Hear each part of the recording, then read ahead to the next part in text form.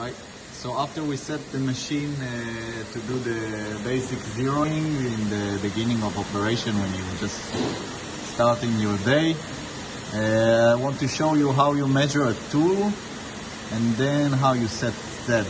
So to measure a tool, if you have an ATC machine, automatic tool changer, you go to ATM, and here on tool number you click the tool number on your magazine. I'll type 1 to let the machine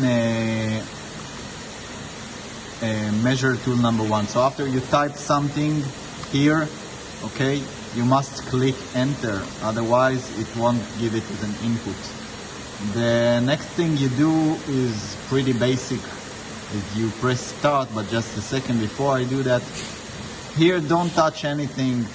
The reference position for your Z sensor, which came from the factory, and I'm going to go jog the machine and show you where my sensor is set.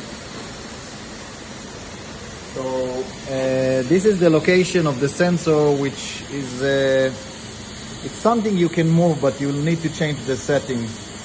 I would recommend not to move it and put it somewhere safe, especially in a place where the machine cannot hit. I wouldn't say that the manufacturer located in the best place in the world, but it's okay for me. So as I said, now we're going to use tool number 1. I'm going to set T1 and click on start. At that moment, the machine is bringing back the tool, okay?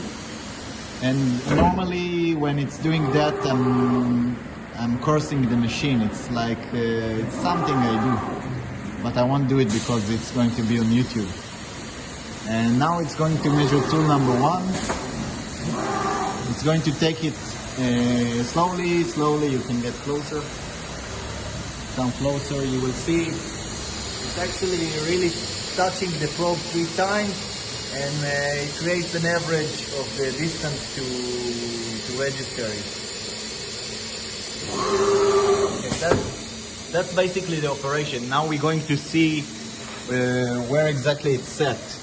So if you're going to setup now, and you're going to tool management, you will see on tool management the tool length, the offset set by the machine.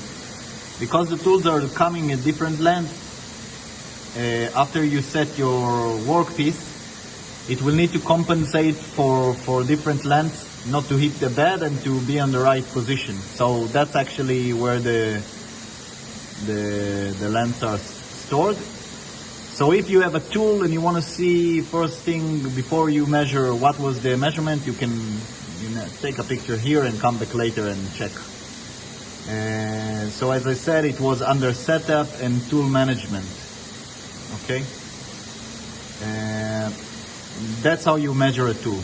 That's it.